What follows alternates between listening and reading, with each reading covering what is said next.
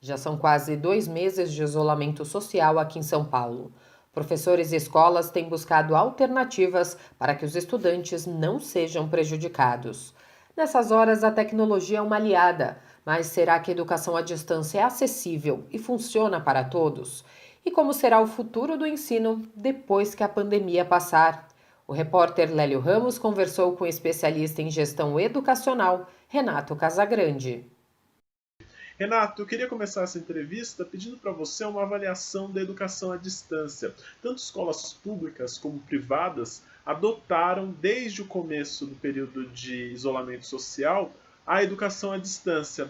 Como que você avalia isso?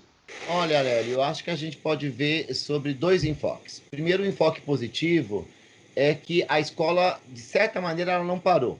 O sistema educacional, num primeiro momento que nós fomos pegos de surpresa, nós imaginaríamos que ficaríamos como um período de greve em que há uma paralisação total, como já houve, por exemplo, no sul do país com H1N1, em que nós também paralisamos totalmente as aulas.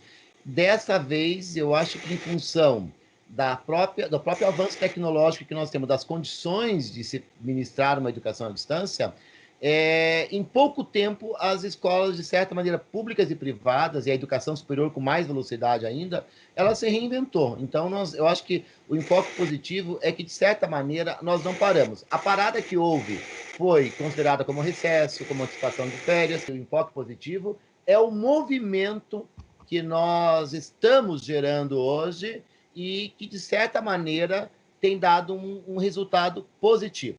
Agora, o enfoque negativo, Lélio, que eu trago aqui agora é, ao mesmo tempo que nós estamos criando esse movimento, muitas crianças não estão tendo nada. Então, nós estamos ampliando as desigualdades sociais, porque nós temos que lembrar que, para ter uma educação à distância, principalmente mediada por tecnologias, nós precisamos que a criança e a família também tenha Wi-Fi em casa, tenha equipamentos disponíveis, tenha acesso a equipamentos, que tenha acesso à internet, e nós sabemos que não é a realidade de todo brasileiro, de toda criança. Então, muitas crianças não estão tendo acesso a aula alguma. Um grupo de crianças que está tendo parcialmente esse acesso, com aulas muito ainda improvisadas e diria sem que não gera muita motivação no aluno, e um terceiro grupo que aí eu acho que é principalmente dominado pelas escolas particulares, principalmente as escolas particulares que atendem a uma classe social A e B aí no Brasil, elas estão tendo uma aula de maior qualidade, com uma estrutura tecnológica mais adequada. Diante disso, a gente acaba pensando nessa questão do Enem, né? O Enem, o Ministério da Educação acabou confirmando as datas do Enem, mantendo o calendário que já era previsto antes. Você acredita que o Enem vai ser disputado aí em formas bem diferentes, assim, cada setor da sociedade vai ter vai estar num patamar diferente, não vai ser em condições de igualdade?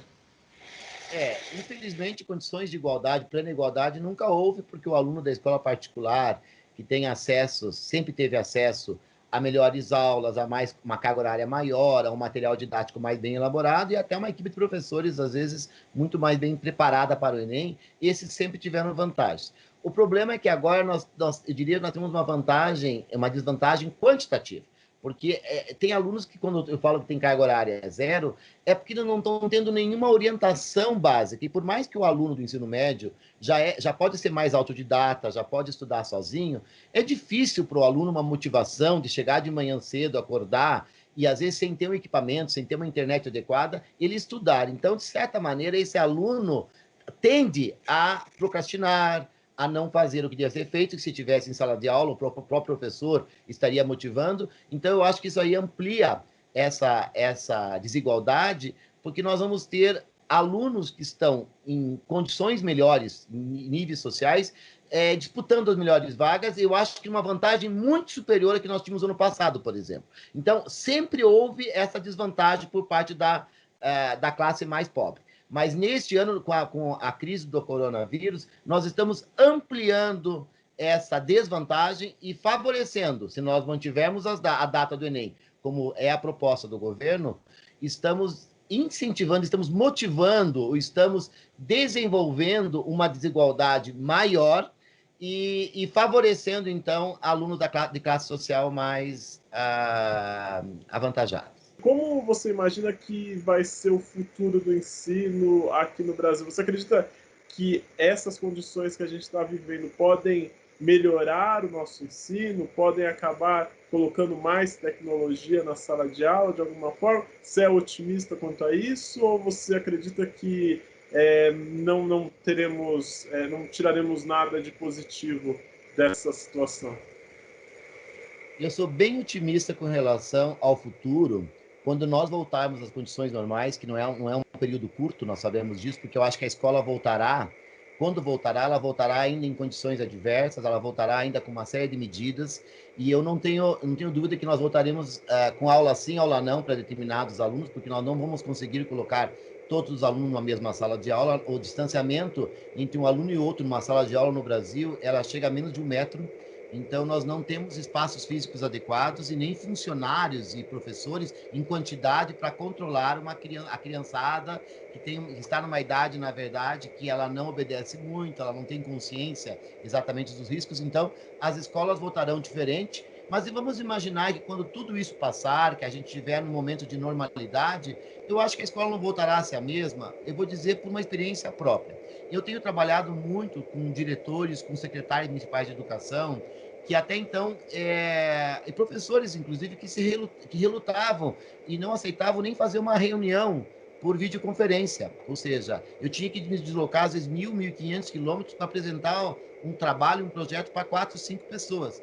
E hoje, com uma naturalidade, um pouco mais de 30 dias, nós fazemos reuniões, nós fazemos lives com 2, 3 mil pessoas, professores nas suas casas, participando ativamente, gosto de destacar isso, nessas lives, interagindo e quebrando resistências, estigmas, preconceitos. Então, eu não tenho dúvida que o professor se viu obrigado e gostou do negócio. Não vou dizer que a aula remota, que o ensino remoto venha substituir o ensino presencial, o contato professor com o aluno, mas ele sem dúvida alguma, nós teremos um complemento. Eu acho que nós utilizaremos muito mais tecnologia nas aulas, na recuperação dos alunos, nas atividades de contraturno, naqueles conteúdos que podem ser trabalhados de forma remota mesmo.